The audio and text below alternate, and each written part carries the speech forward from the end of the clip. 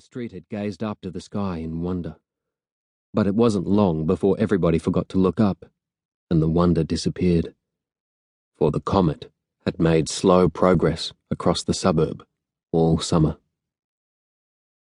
The three of them pause by the swaying grass of the vacant land, and Rita looks up and squints. "It's like a tablet." She's laughing, pleased with herself.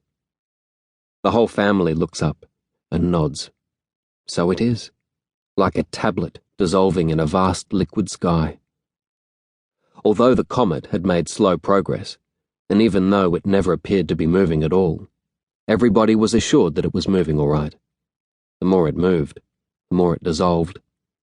And, sooner, more likely than later, somebody would casually look up to the sky on their evening walk back from the station and find it gone. At that moment, Rita is staring at Vic, and Michael is now watching her. Rita looks puzzled, as if silently asking the question of Vic. "Who are you?" She knows, and she doesn't know. She has known him for years, and she'll never know him. He's an engine driver. He's funny, a bit of a poet, a dag. But he drinks too much. It's all that life he's got in him. Doesn't know when to stop.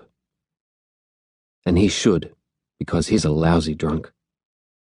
But she knew that before she married him. Rita works with motors too.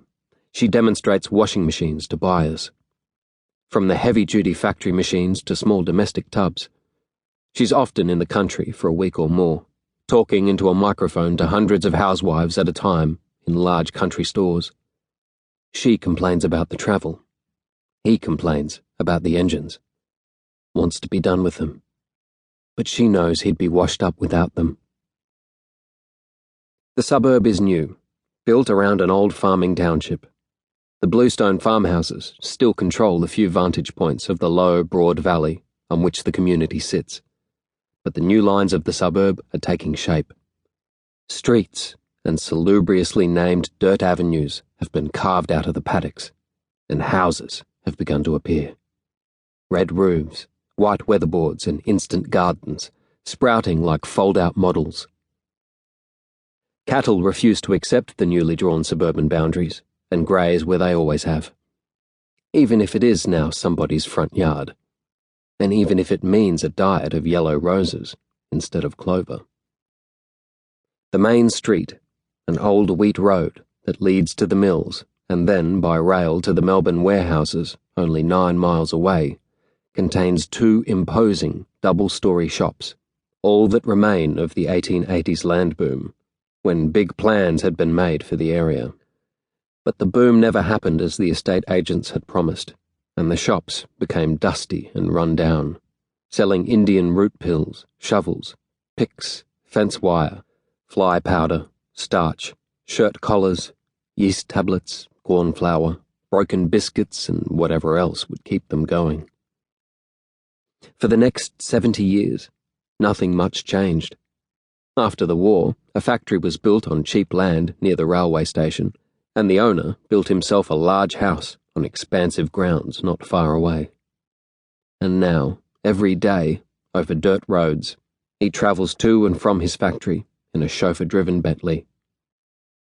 Slowly, so that the dark figure in the back, like royalty that has only recently paid off his title, can survey the flat expanse of his domain with ease. Slowly, so that the suspension of the Bentley won't be damaged by the potholes in the street.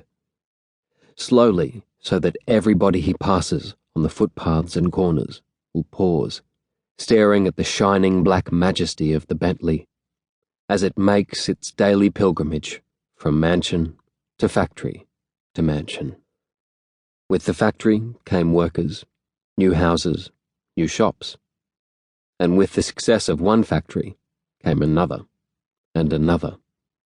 Estate agents, the eager grandsons, returned to create the land boom their grandparents had anticipated 70 years before and promised all their young buyers exactly the same again.